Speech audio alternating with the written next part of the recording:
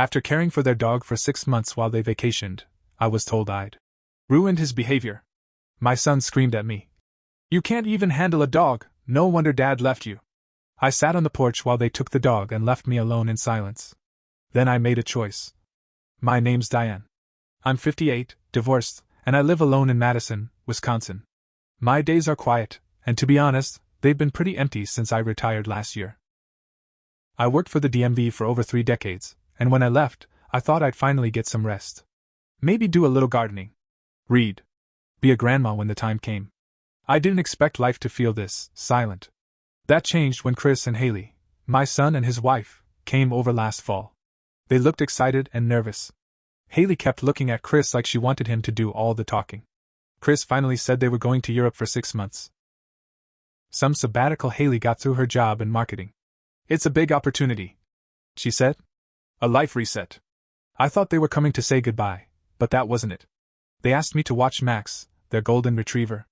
Now, I'd met Max before. He was a sweet, high-energy dog. Very attached to people. They said they didn't want to use a boarding place. "He needs someone who will give him attention," Chris said. "Someone we trust." I was flattered. Honestly, it felt good to be asked. Like they still saw me as reliable. Needed. I asked a few questions: what he eats, his routine, vet info. Haley handed me a laminated packet with everything typed up, color-coded. "He's our baby," she said. They dropped him off 2 days later, along with 2 large suitcases of his things: toys, treats, a bed, 2 types of dog food, and a list of approved commands. At first, I was overwhelmed. Max had endless energy. He'd paw at the door at 5:30 a.m., want to play constantly, bark at squirrels. But after a week or 2, we found a rhythm. I started walking him every morning down by Lake Monona. I'd bring a tennis ball. We played fetch. I even taught him to sit and wait at the corner before crossing the street. He was smart, eager, loving. More than anything, I realized I liked taking care of him. It gave me purpose. A reason to wake up. A reason to go outside. Sometimes I'd talk to him while I made dinner, like he was listening. Maybe that sounds pathetic, but he filled a space that had been empty for a long time. I kept a journal, not just about Max, but about my days with him. I wrote down when he first learned stay, when he stopped barking at the garbage truck, when he let me brush his tail without flinching. I cooked him meals sometimes: chicken, rice, sweet potato. I didn't spoil him. I just cared. 6 months flew by. Then, out of nowhere, Chris texted me. "We're flying back Saturday instead of next week. Can we come by around noon?" I cleaned the house. Gave Max a bath. Washed his bed. I even made a scrapbook of pictures: him at the park, curled up on the couch, sleeping on his back with his legs up in the air. I thought they'd be happy. Grateful. They walked in the door and didn't even sit down. Max got excited, of course. He jumped on Haley, tail wagging, licking her face. She recoiled. "Oh my God, what happened to him? Why is he acting like this?" Chris tried to get him to sit. Max didn't respond right away. He was too excited. Chris muttered, "Great. He's completely undisciplined now." I laughed gently and said, "He's just happy to see you." They weren't amused. Haley started listing off things. "He's barking more, he follows us everywhere, he jumped on the bed, and he whined the whole time we were unpacking." "What did you do to him?" I explained what we'd done, how I kept a routine, how we bonded. I even showed them the scrapbook and my journal. Chris barely looked at it. "You gave him table food?" he snapped. "You let him on the couch? Seriously, Mom? That's not how we raised him." I was stunned. I didn't spoil him. He was lonely. I gave him attention. Haley rolled her eyes and said, "Well, now he's got separation anxiety. We'll have to untrain all of this." That's when Chris looked at me, his voice louder, sharper than I'd ever heard it. "You can't even handle a dog, Mom. No wonder Dad left you." He said it just like that. Not in anger. Just cold. Like he believed it. Haley didn't even flinch. She picked up Max's leash and said, "Let's go." They didn't say goodbye. They just walked out with Max. I stood on the porch and watched their car drive away. Max looked back at me through the window. That was the last thing I saw before the taillights disappeared. I sat down on the steps and stayed there for a long time. I didn't cry at first. I just stared. Everything felt numb. 6 months of my life, gone in an instant. All I did was help. I opened my home, my time, my heart. And they left me like I was nothing. Then I cried. Not just because of Max. Because of what Chris said. Because of how Haley looked at me. Because of how empty everything suddenly felt again. I sat there long enough for the sun to set. And then, I made a choice. The next morning, I woke up early out of habit. No scratching at the door. No soft paws clicking down the hall. No Max. The house felt like a tomb. I tried to shake it off, but the silence was unbearable. I kept walking into the kitchen expecting him to be there, sitting by his bowl. I almost said walk time out loud. That's when I realized just how much of my life had wrapped around that dog. I couldn't eat. Couldn't sit still. So I went for a walk, same path Max and I used to take. I passed neighbors who used to smile and wave when they saw us. A few of them asked where Max was. I forced a smile and said, "He went back home."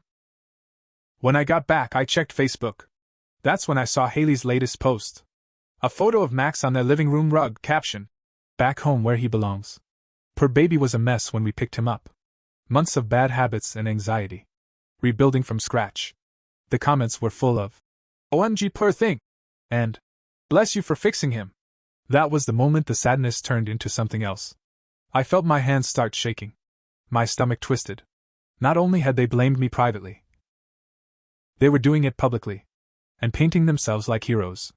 I didn't respond. I didn't comment. I just closed my laptop and sat in that feeling. Later that night, I took out Max's journal. I started flipping through it, page by page. Dates, notes, photos I'd taped in, little things like, "Barked at a biker today but sat down when I asked." I realized I'd documented everything. I had proof. That's when the idea started. It wasn't just about Max anymore. It was about how they treated me. How Chris spoke to me. That cold, cutting sentence that stayed in my chest like a splinter. "No wonder Dad left you." They used me. They discarded me. And now they were smearing me to their friends. That wasn't just cruel, it was calculated. So I made a list. Not a wish list. A plan. Step 1 was simple. I printed out every journal page. Then I copied the vet receipts I'd paid for. Because yes, Max had needed a visit in December after he ate a sock. I covered the bill, $163, no questions asked. Next, I pulled up my Ring doorbell footage. Chris had helped me set it up a year ago when there were some break-ins in the neighborhood. What he forgot was that it saved audio, too. I found the clip. "You can't even handle a dog, Mom. No wonder Dad left you." His exact words. Captured forever. Step 2, I booked an appointment with a local attorney. A woman named Janet. Small office, but sharp. I explained the situation, and she listened. Then I showed her the post, the journal, the receipts, the video. She sat back and said, "They defamed you. They implied neglect. If you want to press, we can." I didn't care about money. That's not what this was about. I told her. I want it to stop. I want them to understand what they've done. And I want control over the story. Not them. Janet smiled. "Then we'll do it right." While she started paperwork, I began step 3, planting seeds. I emailed a few people. Friends of mine, local dog trainers, and a columnist I used to chat with when she came into the DMV. I told them the truth. Calmly. Clearly. I included screenshots and files. I didn't make accusations. I just showed what happened. Within a week, it started spreading. Someone in Haley's yoga group asked why Max's bad behavior didn't match the calm, structured logs from my journal. A trainer in the area posted a vague Facebook status about dog owners who blame caregivers after months of absence. And the columnist? She replied to me directly. "This deserves a voice. Want to talk?" I wasn't trying to burn the house down. But I wasn't going to sit in the ashes anymore either. And then something happened that I hadn't planned for. Haley's sister, Michelle, reached out. Michelle sent me a message on Facebook. I hadn't spoken to her in years. Not since Chris and Haley's wedding in Milwaukee. Even back then, I remembered her as the quieter sister, the one who seemed uncomfortable with Haley's constant need to control everything. Her message was short. "Diane, I saw what's going on with the posts and your name being dragged. I'm sorry. If you want to talk, I have some things you should probably know."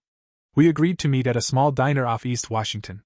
She showed up in jeans and a Green Bay Packers hoodie. No makeup, hair in a messy bun. The opposite of Haley in every way. She ordered coffee. I ordered tea. Then she said, "I always knew something like this was coming. Haley's been rewriting history her whole life. Chris just never pushed back." I asked what she meant. Michelle told me Haley had done this before. Back in college, she had a roommate who let her crash rent-free for a few weeks after a breakup.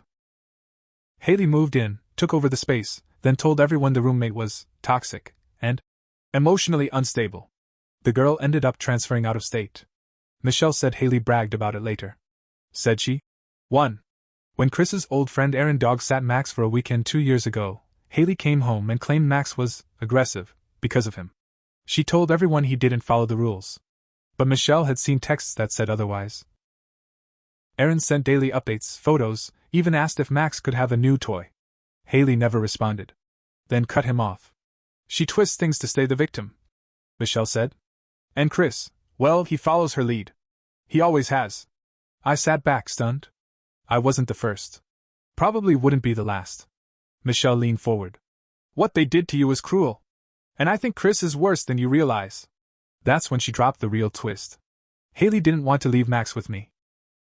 She wanted to use a luxury dog boarding service. But Chris insisted I watch him. Why? Because it was free. They were already spending $30,000 on their trip. Chris told Haley. Why pay someone when my mom has nothing else going on? Michelle saw the text on Chris's old iPad when she visited before they left. She even had a screenshot. When she showed me, I went cold. The words were burned into my brain. It's not like she has a job or a life. Let her feel useful. They never planned to thank me. Never planned to be kind. I was a placeholder. A tool. Michelle looked at me. Do what you need to do. And if you go public, I'll back you. I left that diner shaking, but not with sadness. With resolve. Everything I'd felt, the guilt, the questioning, the heartbreak, it wasn't in my head. It wasn't me being sensitive. I had been used. On purpose. And now? It was time to stop being quiet. After that meeting with Michelle, I didn't sleep much. I kept thinking about those words Chris wrote. Let her feel useful. That's what I'd been to him. Not a mother. Not a person. Just some sad woman with too much time and not enough purpose. I kept hearing his voice on that porch. No wonder Dad left you. And for the first time in my life, I wasn't just hurt. I was angry. Truly, deeply angry. Janet, my lawyer, filed a cease and desist letter against both Haley and Chris for public defamation. It detailed every false claim they'd made about Max's care. It included screenshots from Facebook, vet receipts, and a copy of the journal I kept. We also sent a formal request for reimbursement, $2,948.11. The total amount I'd spent on food, supplies, vet bills, and boarding for a 2-day emergency trip I had to take. They ignored the letter. So Janet filed suit in small claims court. It got picked up online, thanks to the columnist I'd spoken with earlier. She ran a piece called, When Good Deeds Get Spit On. She didn't use names, but people figured it out fast. The Facebook post with Haley's hashtag #DisciplineOverDrama caption was screenshotted and reshared over 7,000 times. People started commenting, tagging her, asking why she let an irresponsible woman take care of their dog if she cared so much. And then Haley made it worse. She posted a long rant on her profile, calling me a bitter, lonely old woman, claiming I was slandering her because I was jealous of her family. That was the last straw. Michelle shared her screenshot, the one with Chris saying, Let her feel useful. It spread like wildfire. And just like that, the internet turned on them. Haley lost a big client. Her company had a reputation to protect, and her boss didn't like drama. One bad Yelp review turned into 6. Then 12. Parents of dogs started pulling their sponsorship deals. Her Instagram, Dog Mom, brand collapsed within a week. Chris got pulled into HR at his firm. He worked in financial advising, and they didn't like public lawsuits, even if it was in small claims court. The firm asked him to take a leave. Translation: his job was hanging by a thread. They both tried to blame me. But the video from my doorbell didn't lie. When that clip leaked, Chris standing on my porch yelling, No wonder Dad left you. Even his friends turned on him. People commented, You screamed that at your own mother? She watched your dog for half a year. For free. You're the reason families fall apart. The internet dragged them. They tried to fight it. Tried to disappear. But it was too late. The damage was done. Then the court date came. They walked in looking tired. Smaller. Less smug. Chris didn't look me in the eye. Haley kept tugging at her sleeves. They didn't have a lawyer, just a stack of messy papers and a sad excuse for a defense. They said I gave consent. To care for the dog. That I had done it willingly. The judge, a stern woman in her 60s, asked, "Does willingness erase responsibility to repay expenses? Especially when care was requested by you?" They didn't have an answer. I won the case. They were ordered to pay me every dollar I spent, plus court fees. But the best part wasn't the money. It was what came next. Michelle had spoken to a local dog rescue group about my story. They were touched. They asked if I'd be interested in fostering again. Not for Haley. Not for people like her. But for dogs who needed real care. So I did. 2 weeks later, I took in a small senior lad named Red. He had cloudy eyes and walked slow, but he wagged his tail every time I came near. I gave him a home. And in return, he gave me peace. And Chris? He called me 3 months later. He didn't apologize. Not really. Just said, "I didn't expect it to get this bad." I told him, "That's what happens when you bite the hand that raised you." Then I hung up. I haven't spoken to him since. Michelle and I still talk. We meet up for coffee sometimes, and she helps me set up donation drives for local shelters. Turns out, there are a lot of good people still left in the world. I don't regret caring for Max. He reminded me of who I am when I love someone fully. But I'll never again let that love be used against me. Some people only learn when they lose everything. And my son? He learned the hard way that a mother's silence isn't weakness. It's a warning. About 6 months passed after the court case. Things settled down, at least from the outside. Haley deleted all her social media accounts. Chris left his firm and started working for a small insurance company out in the suburbs. Word was, nobody in his old circle wanted anything to do with him. His old college friends, the ones who always toasted to family first, stopped inviting him to golf outings. He wasn't banned. Just forgotten. And I let that happen. I didn't gloat. I didn't post about it. I didn't even respond to the few limp apology texts Haley tried to send me months later. You don't get to twist the knife and then say, "Oops." I did hear about Max though. One of my neighbors, Sally, who works part-time at the vet clinic, told me Max had been brought in twice in 2 months for stress-related stomach issues. "He seems tense," she said. "Like he's waiting for someone." That stuck with me. Max was just a dog. He had no part in this. He just wanted love. Structure. Safety. And I had given him that. So I made one last move. I called Janet and asked what it would take to petition for ownership.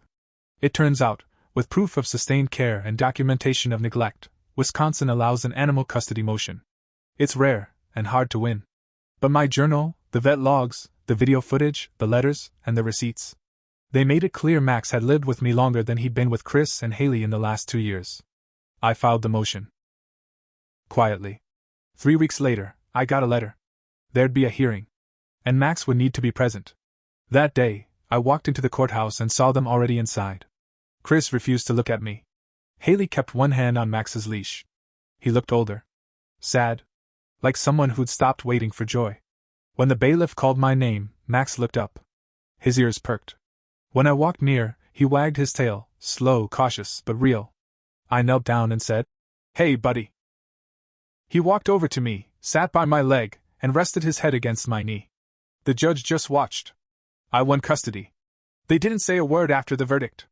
Haley grabbed her purse and stormed out. Chris stood there for a second, then just muttered, "Take care of him." I didn't respond. I didn't need to. Max came home with me that afternoon. The minute he stepped inside, he sniffed around, found his old toy I'd kept in a drawer, and laid down in the sunspot by the living room window. That night, for the first time in a year, I slept through the night. In the months that followed, I kept fostering 2 seniors, anxious rescues, some with medical needs. Max helped them adjust. Like he understood what it meant to be left behind. Chris hasn't reached out since.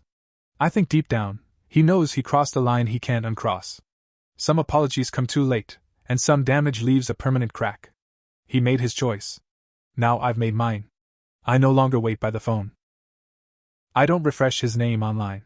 I don't ask mutual friends how he's doing. Because the truth is, I'm doing just fine. Max is here. I have peace. I have people who respect me. And I've learned the most powerful revenge isn't loud. It's a quiet life well lived. A life no one gets to ruin again. About a year after everything, I ran into Chris's old college roommate, Marcus, at the grocery store. I almost didn't recognize him. He'd put on some weight, shaved his head. He smiled when he saw me. Asked how I'd been. And then, out of nowhere, he said, "Chris really messed that up, huh?" I nodded. I didn't offer anything more. But Marcus kept talking. He said Chris had reached out a few months back, tried to get sympathy from old friends. Tried to play it like I overreacted, and embarrassed him online. Marcus said nobody bought it. He played the victim too long. He told me. We all saw the video. You don't talk to your mom like that. That moment gave me a strange feeling. Not satisfaction, exactly. Just confirmation. Sometimes the world does see the truth, eventually. Max was still with me, thriving. He'd grown slower with age, but gentler too. He followed me from room to room, always watching, always listening. If I went out for groceries, he waited by the door. Not anxious. Just faithful. I'd also started writing more. Not just journals, but short pieces. About caregiving, about trust, about how invisible women like me become after 50, and how dangerous that invisibility can be when others think it means we won't fight back. One of those stories got picked up in a local magazine. They titled it, "Quiet Doesn't Mean Weak." It wasn't about Chris or Haley by name. But people who knew. I got a letter in the mail 2 months later. No return address, but the handwriting was familiar. Inside, a single note.